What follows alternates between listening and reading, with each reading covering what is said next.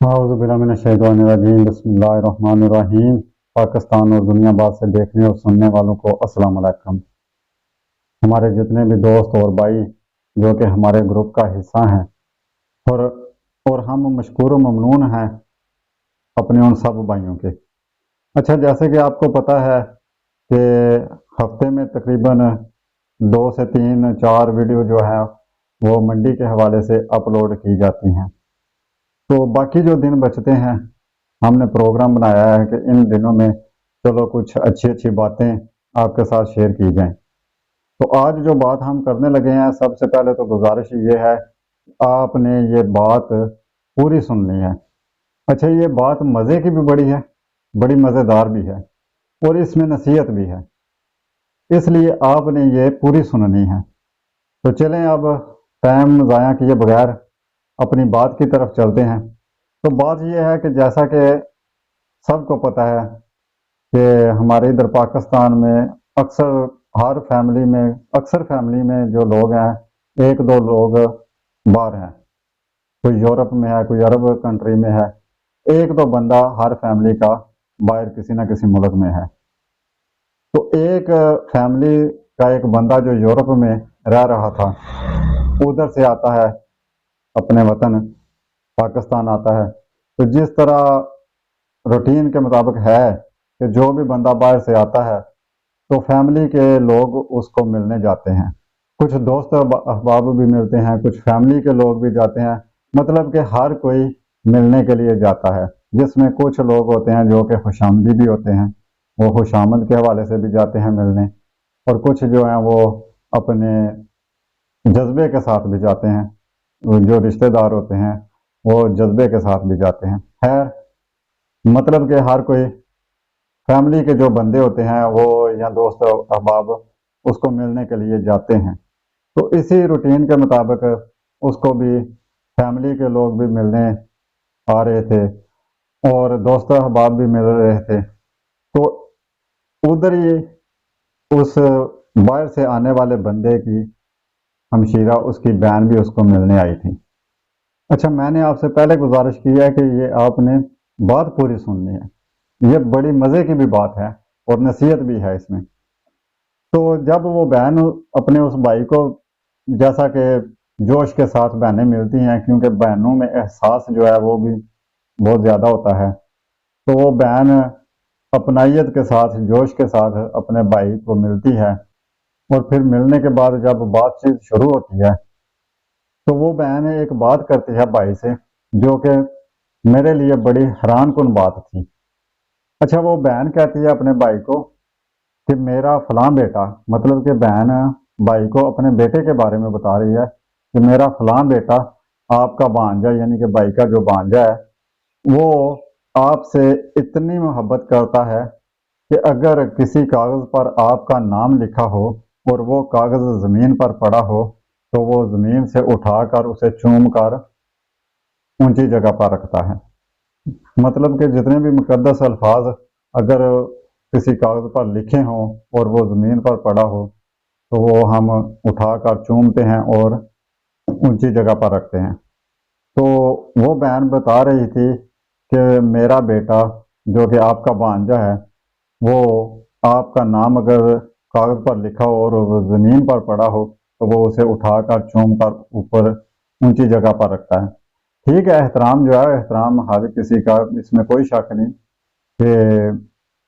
اگر آپ کسی کا احترام کرتے ہیں، کسی سے اس حد تک پیار کرتے ہیں اور اس کا احترام کرتے ہیں تو یہ اچھی چیز ہے کہ اس کا نام زمین پر پڑا آپ نہیں دیکھ سکتے اور نہیں دیکھنا چاہتے اور اس کو احترام کے ساتھ اٹھاتے ہیں اور محبت کے ساتھ اس کو چومتے ہیں اور اونچی جگہ پر رکھتے ہیں۔ یہ تو ایک احترام کی علامت ہے، محبت کی علامت ہے، جو کہ بڑی اچھی چیز ہے۔ لیکن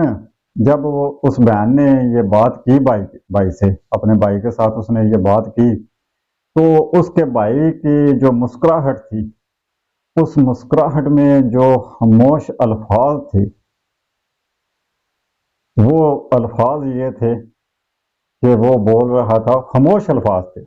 وہ اپنی مسکراہٹ میں خاموش الفاظوں کے ساتھ بول رہا تھا کہ کیوں نہ احترام ہو، جب میرے پاس اتنا پیسہ ہے، میرے پاس گاڑی ہے، کوٹھی ہے، ٹھاٹھ باٹھ ہیں، جب میں آپ سے ملنے جاتا ہوں تو بڑے ٹھاٹھ باٹھ کے ساتھ ملنے جاتا ہوں، تو پھر احترام کیوں نہ ہو؟ یہ اس بھائی کی مسکراہٹ کے پیچھے جو خاموش الفاظ تھے وہ بول رہے تھے۔ اچھا، میں یہ ساری بات سن کر ادھر یہ سوچنے پر مجبور ہو گیا کہ یہ بہن جو اپنے بھائی کو، اپنے بیٹے کا اتنا پیار، اتنا احترام بتا رہی ہے، مجھے پتا تھا اس کے اسی بیٹے کے اور چچا بھی ہیں، رشتہ دار اور بھی ہیں، لیکن کیا اس کے دل میں ان کے لیے بھی اتنا ہی پیار ہے؟ جن میں بہت غریب بھی ہیں، کچھ ایسے بھی ہیں کہ جو اگر انہیں ملنے جائیں تو شاید ان کے پاس ڈنگ کے کپڑے بھی نہ ہوں، یا وہ سائیکل پر یا پیدل یا جس طرح بھی جائیں، تو کیا ان کے لیے بھی اتنا ہی احترام ہے؟ اچھا، اگر ان میں سے کسی کے لیے وہی بچہ اتنا احترام رکھتا، دل میں اتنا پیار کرتا اپنے کسی چچا کو، کسی مامے کو، کسی اور رشتہ دار کو جو کہ غریب ہو، اس کو اگر وہ بچہ اتنا پیار کرتا تو اس نے اس کے پیار کے بدلے میں اس پہ واری جانا تھا، اس کا دل جو ہے وہ باغ و باغ ہو جانا تھا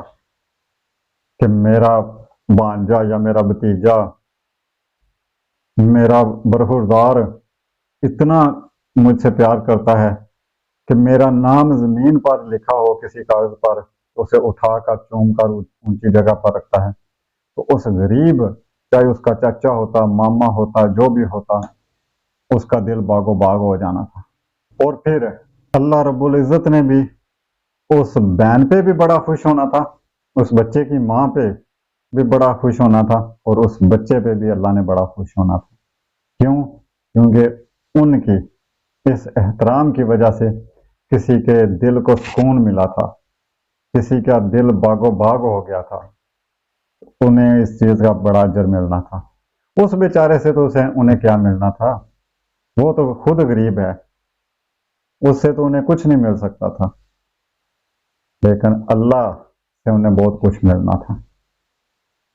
وہ غفور رحیم ہے، اور جو کچھ اس سے مل سکتا ہے دنیا کی کسی اور طاقت سے نہیں مل سکتا، دنیا کے کسی اور بندے سے نہیں مل سکتا۔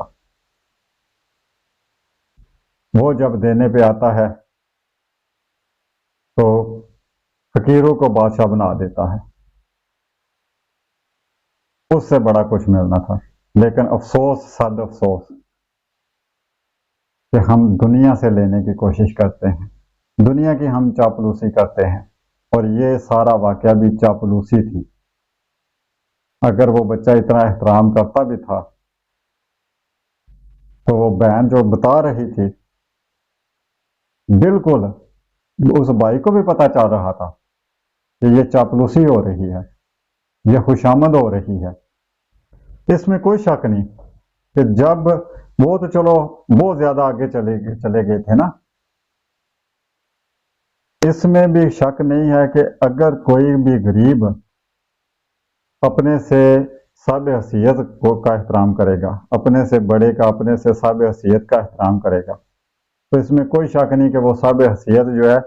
ایٹومیٹکلی اس کے ذہن میں یہی بات آتی ہے کہ یہ میری دولت کی وجہ سے میرا احترام کرتا ہے، یہ میری دولت کی وجہ سے مجھ سے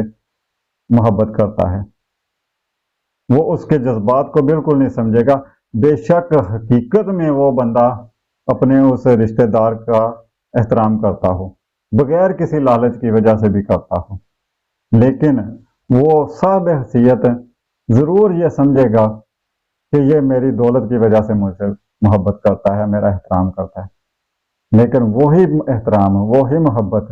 جب کسی اپنے سے غریب کے ساتھ کی جاتی ہے تو وہ واری واری جاتا ہے،